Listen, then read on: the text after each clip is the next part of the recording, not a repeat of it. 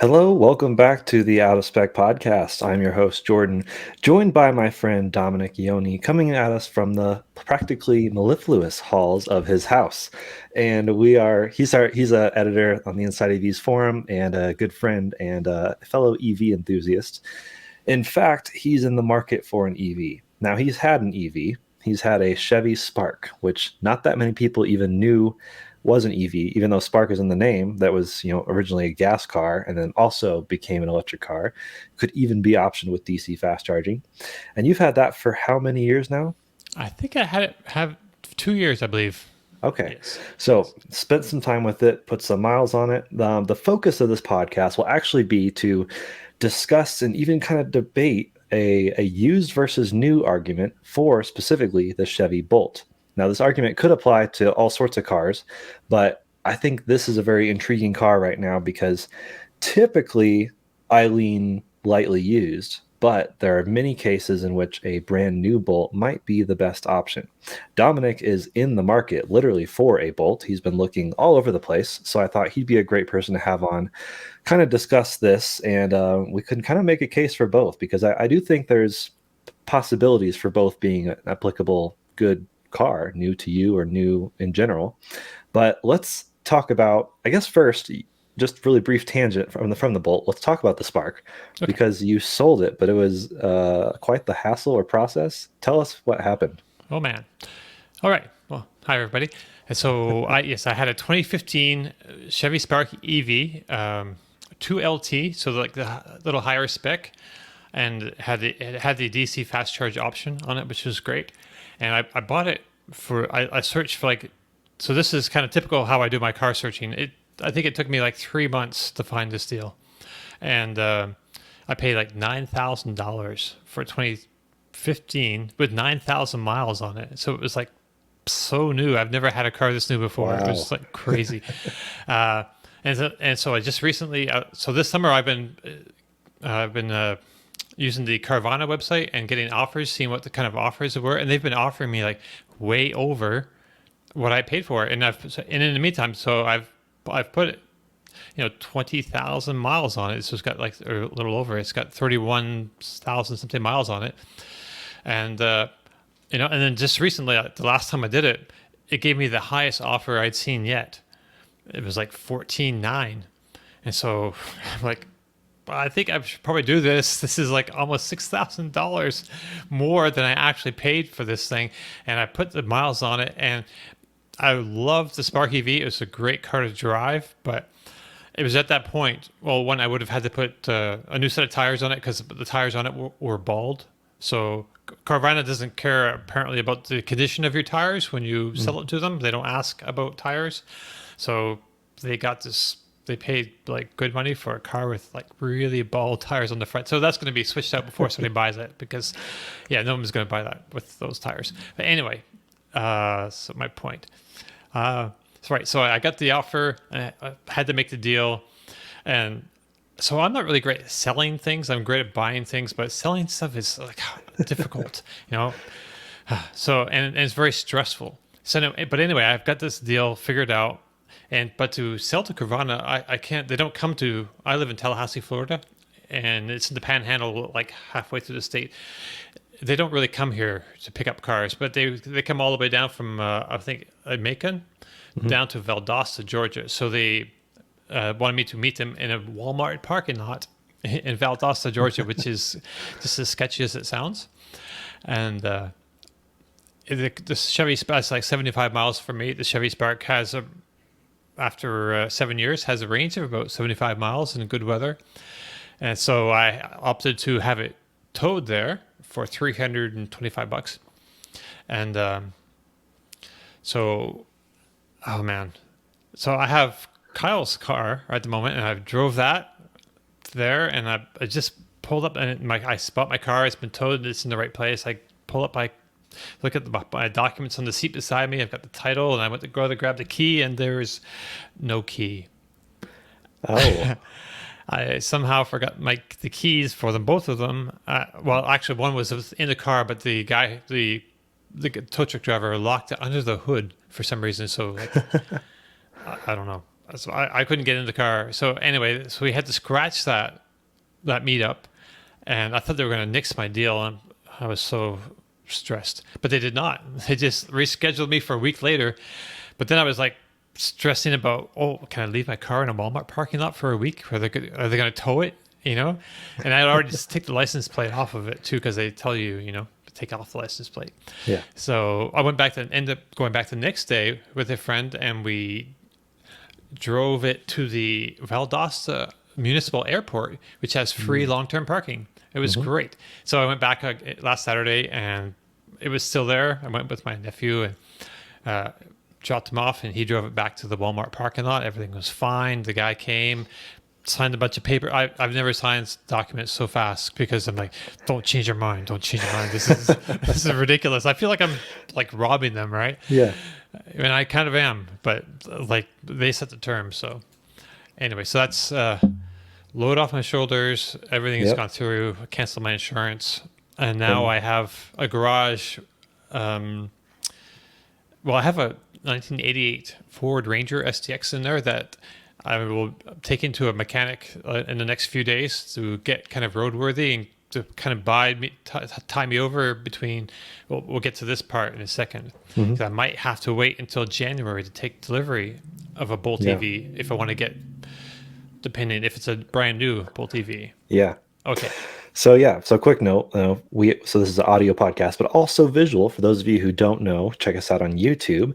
And here's a quick, basically Dom saying bye to his Spark. That was when they picked it up from your house, I presume, and towed it Yes. to. Okay, so that was where you said bye to your baby blue tiny hatchback. I also sold a baby blue tiny hatchback on Carvana. Had a great experience. Sweet. It was a Fiat 500, not an E, sadly. So that's why I got rid of it. But yeah, good riddance. But also maybe you're sad to see it go. But also, Man. I think a Bolt is a really good option to replace it. You Yeah. may have seen, Max and I are working on a series. Or really, Max is heading it up on affordable used EVs. Now that we have this new tax credit rule applying to used EVs for the first time ever. They do have to be under 25,000 to qualify. But fortunately, that's a lot of Bolts. So Max and I reviewed a 2019 Bolt and got to see what it was like. And I had just recently, before that, driven and did a range test on the Bolt EUV, the brand new one. So I'd kind of experienced both used and new. So that leads us into this next part of the conversation of kind of the debate versus used versus new Bolts. So I figured we'd maybe start with used, because that's typically where my mind would go. If you are cost conscious, wanting to get an EV as cheap as possible, wanting to take advantage of this new tax rule within that new law. I always forget the name. IRA? Inflation IRA, yeah. So yeah, I would typically say, oh, just go used, because you can get a lightly used vehicle typically. Now, the COVID has completely messed up a lot of my original rules of buying used cars over new, Right. because now there's a lot of times markups on new cars. The used cars have also skyrocketed and don't have near as much of a crazy cut from their original price. Typically people would buy a car, drive it for 2 years, trade it in or whatever, and then someone else could buy that lightly used 2-year-old car for a huge hit off because of depreciation. Yeah. Now depreciation seems to be less than what it was. But, to make a case for a used Bolt, it is still typically a bit cheaper than the new one. Granted, you get what, $4,000 off instead of, what's the full price off for the new one for the tax credit? A brand new Chevy Bolt EV is about $26,595. Okay. Before you deal with any incentive stuff, and it's not eligible. The brand new ones aren't eligible for the incentive until January, Yeah. because there was a cap on the old incentive program that this is built on. There was a cap of 200,000 vehicles, and GM hit that cap, and so for whatever reason, that cap stays in effect until the end of the year, which is really dumb, but Yeah. it is what it is. Right, so $26,595 is like the new price. But if if you're looking online for used prices, I think it's like as low as you're probably going to see is like around 22, and some of those have like 100,000 miles on them. Yeah. I don't know if you want a car $22,000 for the car, 100,000 miles on it. So here's one Jordan put up on the screen here. This one I just found online at cars.com, and it's 23323, and it's a 2019, and it's only got 19,709 miles on it, which is pretty decent for in this price range. That's Yep. probably as good as it gets, really. So, so Yeah. now this is I was gonna say this is a really good deal because Max and I basically tested this exact one, which we okay. found at a dealer, and they were asking more. I think it was more like 25 or 24 something. Of Sure. course, this one you can see just had a $4,000 price drop. And then on top of that, right, you would also get the $4,000 tax credit Right. because it is a used EV under 25 grand, assuming income limits and stuff. But so that would put it under 20 total. But buying a brand new Bolt, like you said, starting after January, anyways, you would have potentially the same price more or less. Because is the new tax credit also going to be 7,500 like it used to be?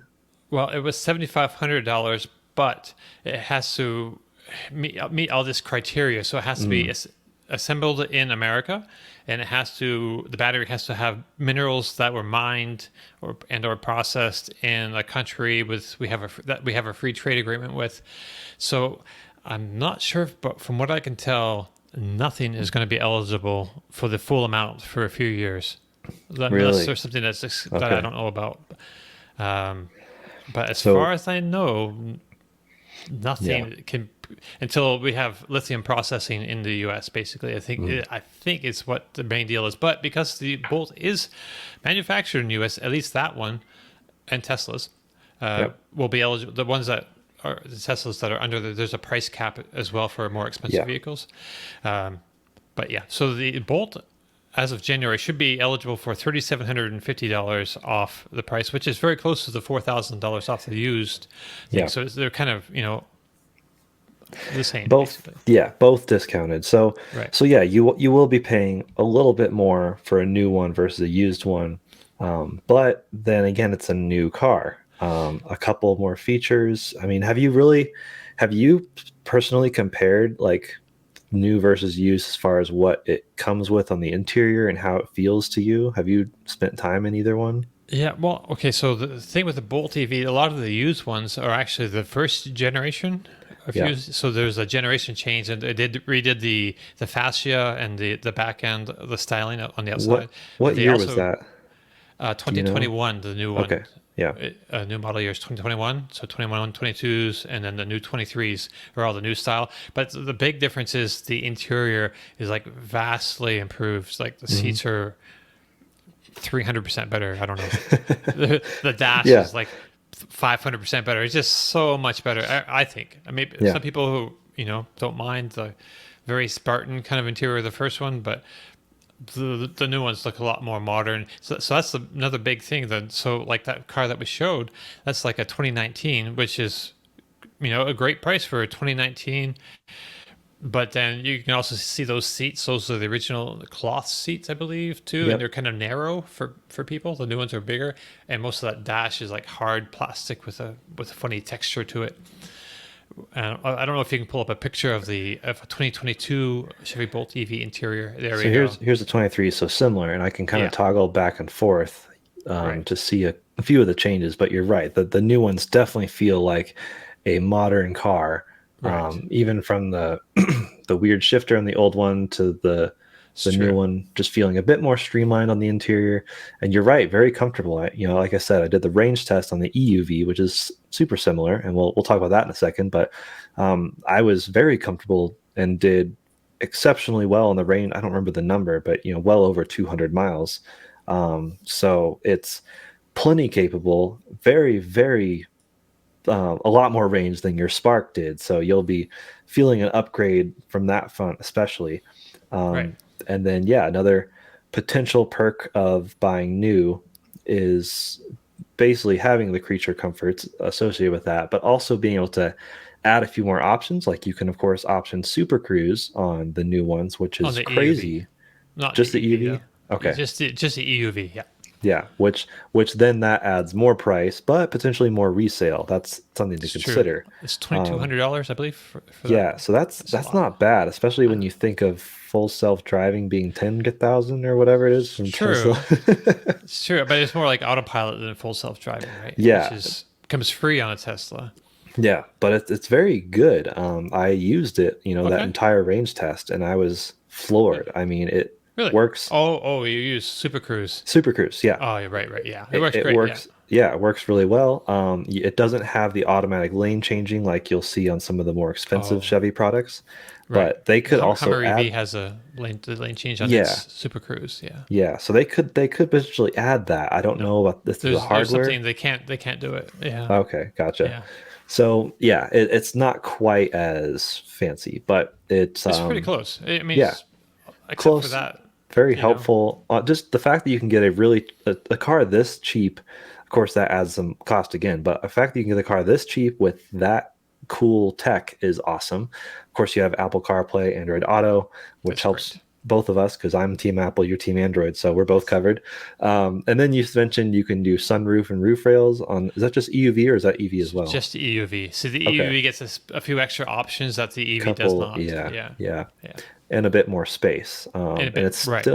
still a compelling option though. So it's hard because I And guess EUV looks better too. I think actually, I saw one at yeah. the my or at the Electrify America stations the other day charging, and Hmm. it's like I wasn't sure what it was at first. I was like, "Is that a Toyota? No, no, what? Oh, of course." Yeah, Because I couldn't see the front end. I was just like at yeah, the side, and it's quite a bit shorter than like a VW ID4, yeah. but without anything Some else beside it, it was hard to tell. So some it's similar vibes. Yeah. yeah. So yeah, I guess another argument for a used one is basically yeah, if you could find one cheap enough, which basically means higher miles. That's the only way to get them that cheap. Now, that's somewhat of a red flag, but also almost every used Bolt has a brand new battery. So Right. a battery is a wear item, and that's something to be considered when you're buying an EV with high miles. In this case, it's almost like it's not the same as buying it with 0 miles, but from a battery perspective, it is. It has even better range than before because it's an upgraded battery. It's a new battery, so no degradation, and obviously it comes with warranty and everything. So even if you have some maybe higher mileage qualms with, say, interior wear or something like that, might be needing brakes or something at some point. Although CV EVs are joints probably, I typically would imagine, right? yeah, yeah. Yeah. So some wear items, but not the big cost one like the Right. battery. So Right. that's also something to consider. If you're absolutely going as cheap as possible, your best bet, I think, would be a high mileage used Bolt, probably a generation one. So you are missing out on extra feature comforts, but one that has had a new battery very recently. But like you said, would you say you're leaning new at this point because the price disparity is just not that much more to get you in a nicer vehicle? Right. So I'm looking at the prices, and they're only like about $5,000 difference, and Yeah. that's like two or three warranty visits maybe if Hmm. something goes wrong. That peace of mind. I mean, $5,000 is quite a bit for my budget, but I mean, man, Yeah. you just get like but with the new one you get the nice interior, the warranty. There's something else about the newer ones that Just looks nicer on the outside, I think. there's that. I kind of like the styling of the earlier ones, Mm, but I yeah. mean I can deal with all that. Um, Yeah. Yeah. I mean, it's good regardless. I'm gonna. but I think so. I think that if you remember when we looked at that used car price, Mhm. it's been down. So I looked at you said it was $4,000 off. So it's been crawling down over the last like 2 months, I believe. It's like little price chops over the last few weeks. Yep. And I think that I got the feeling that's going to continue now. But the economy's slowing down, and they're throwing up the interest rates. They're throwing on the brakes in on the economy. And I Yeah. think the car market is going to be shifting quite a bit right now. So I think used is not out of the question, but maybe not this. I think in January when I go to I really need to make a sale or a decision by January. I think it's going to be down even further. I'm not sure if it's going to be down enough for me to actually like jump into one of those. Hmm. But I guess we'll have to see for sure. But I'm also thinking, well, okay, so if those are cheaper, the new ones might get cheaper. So right now, for the last few years, couple of years, brand new car prices have generally had what they call a manufacturer or a dealer or market adjustment of several $1,000s tacked onto the price. So now I'm looking for an MSRP deal, but I'm thinking maybe by January, I don't know if maybe I might be going to be looking for dealers kind of looking to make a deal. I don't know if they're going to be able to move the cars quite as fast as they thought they could. And Right. GM's like cranking up the production on the Bolt because they got a Yeah. bunch of orders. But then I just called a dealer today and they were like, "Oh, we've had a few people abandon their orders." It was like Oh, so. It sounds like so people got excited, made orders, and then the economy's put on the brakes, and maybe people are canceling some orders. It's like, yeah. So in this case, maybe it is a bit advantageous to wait a little, which wasn't always the case. I think for a right, while the market was like, "Oh, if you see a deal, jump on it because it's just going to go up." But yeah, now, we are right. We are in the sliding down effect of the prices, the demand. Interest rates are creating different demands, and we're seeing some of this in the housing market as well. But to keep it on cars, that's very real. And so I think it is valid, and if I'm trying to put myself in your shoes, I genuinely don't know what I would do because I am relatively stingy and I would be like, oh, what's as cheap as possible and get a used one. But then I work that argument of it's not that much more for a new one with all the creature comforts, wireless CarPlay, Android Auto, all that stuff. and nowhere. It's like a brand Yeah, new no car, new car smell. You can't put a price on new car new smell car now. smell, new car warranty. And Yes, if you're, some people just buy a new car all the time, Kyle. But for people who don't, if you want to buy it to keep it a bit, then that is another reason to buy new, and that way it's been taken care of properly. And even EV versus EUV, I'm not, I'm torn. I guess here's a comparison. Here's the okay, EV right. visually, and then here's the EUV next to it. I definitely do like the EUV dimensions a bit more, and like you said, it's a bit more practical. 56.9 cubic feet of maximum cargo volume is impressive, while still retaining nearly 250 miles range. That's fantastic, honestly. So, And that's with the back seats up. When full. you put them down, I think it's around 90 something. The storage back there, is that right? I don't Does remember. that sound right? I'll have to look, Okay. but it's yeah, extremely compelling, and Yes.